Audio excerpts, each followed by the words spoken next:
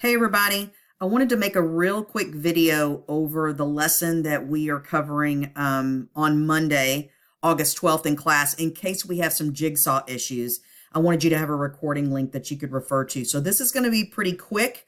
I'm going to try to hit the key terms and the high points for you. Please go back into Canvas and open up those information PowerPoints to get additional information, okay? So basically what we're going to do is start out with colonization, when the first colonists come over to America and settle, and kind of what the high points are of that time period. I'm going to click through some stuff here that you're not going to need right now. Okay, so one of the things I want you to do is imagine you're on a boat, you're coming from England. England is very highly populated, lots of people, everything you need, products and food and housing and everything, right? Imagine you just landed on the coast of America. Y'all, where's a grocery store? You know, where are the houses? How are we going to survive, right? They're showing up over there with nothing. They have to start from scratch, right?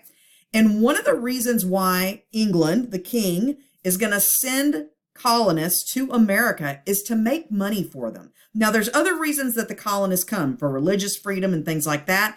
But the reason why the king is going to send colonists to England is to make money for England, okay? They know that there's lots of natural resources over there, and it's just ripe for the taking, right?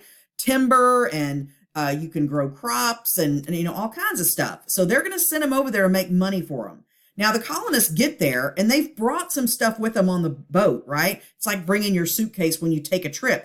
But it's only so much, and it's only going to last for so long. So they need everyday goods to survive, right? They need to build their houses. They need to be able to gather food. They need tools, clothes, all that kind of stuff, right?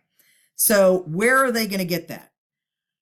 England wants all of those natural resources. They want to be able to gather up all that wood and stuff and make stuff that they can sell and make money, right?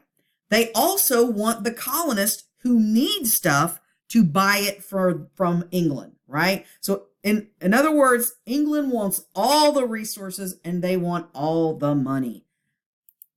All right, here's a key term alert I want you to make sure that you know. The key term is called mercantilism. So going along with this idea of England wants all the natural resources and they want to make all the product and they want to be the only people that the colonists buy product from, right? So that's this whole idea of mercantilism, right? England wants to export their goods so that other people are buying them, and they don't want to have to import goods from other countries, all right? They want their exports to be larger than their imports. People buying their stuff means England gets richer, right? We want to sell more than we buy. And we know that money equals power. So England is going to adopt this economic policy of mercantilism, right? To where the colonists are going to send those raw materials, those natural resources, back to England. England's going to make stuff out of the natural resources, and then they're going to send those products back to the colonists for them to buy. Okay, hopefully that makes sense to you. If not, please pause the video, grab that YouTube link, and it'll kind of explain it to you in a video. But this mercantilism is an economic policy that is meant to benefit the mother country, right? They're going to make bank on it. And in this case, we're talking about England. Okay. Now, if this all happens the way England wants it to, that's going to give England a favorable trade balance, right? The colonists are buying all the goods that they make. England's getting all of those natural resources from the colonies. It's all money in England's pocket, right? So a favorable balance of trade means that England is making all the money due to this economic policy of mercantilism. All right. Now, all of this trade going on between the colonies and England, and we're going to throw in Africa because we know at some point we're going to throw in slavery, right? This triangle that's sometimes referred to as the triangular trade is also called the transatlantic trade. And we're going to talk about how, we have resources going from the Americas to Europe. Europe is going to make those goods. They're going to send some of those goods back to the colonies, They're going to send some of those goods like guns to Africa, and they're going to trade in Africa those guns for slaves, which they then ship to the colonies. Hang on. Let me get to the next slide. Hello. Here we go. All right, so here's an example of what the transatlantic trade system looked like.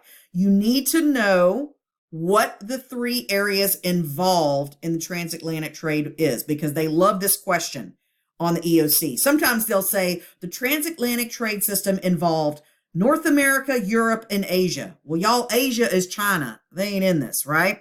So transatlantic trade involves North America, Europe, and Africa.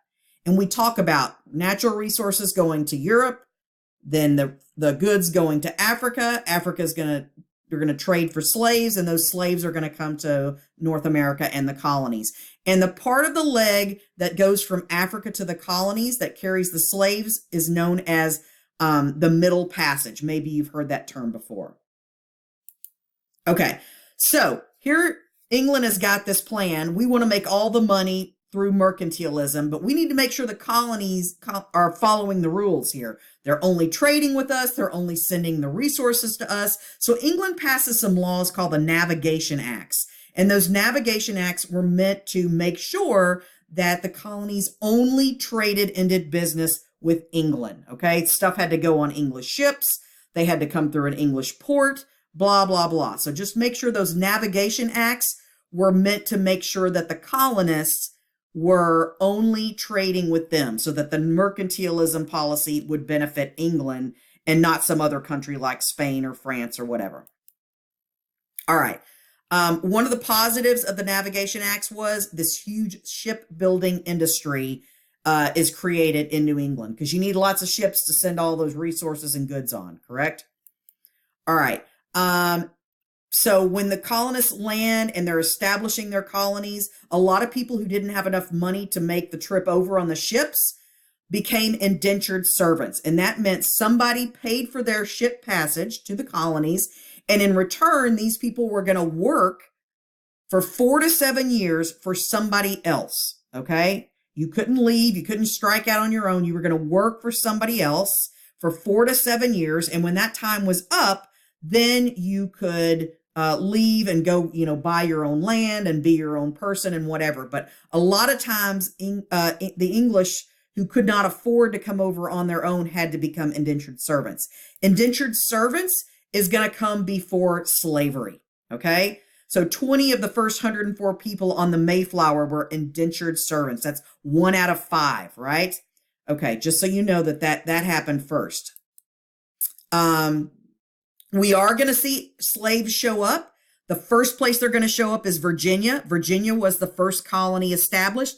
They have a huge tobacco cash crop, and that requires lots of people to work those crops, right? So one of the first places we're going to see African slaves in the colonies is in Jamestown, because it's the first place, right? It's the first colony established. So just so you know the difference, indentured servants are going to come to the colonies willingly to work for a period of time based on this contract, right? Slaves are brought against their will. They work for life. Their status is passed on to their children, okay? Once a slave, always a slave. Indentured servants was different. Okay, you guys, that was quick and easy. Hopefully that will help you if we had problems with Jigsaw. You guys have a great day, and I will see you soon.